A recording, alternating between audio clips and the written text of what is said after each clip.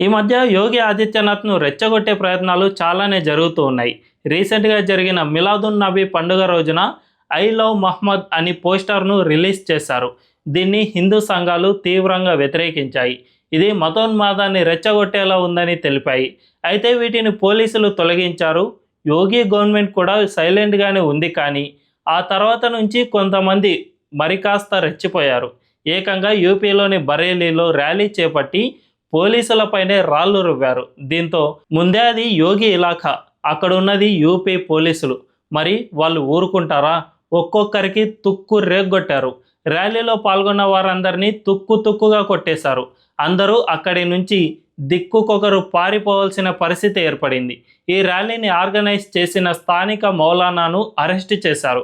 ఇక జైల్లో వీరి పరిస్థితి ఎలా ఉంటుందో మీకు ఇప్పటికే స్పష్టంగా అర్థమై ఉంటుంది. అందుకే యోగి ఇలాఖా అంటే సైలెంట్గా ఉండాలి. అలా కాదని తోక జాడిస్తే ఇలాగే ఉంటుంది మరి.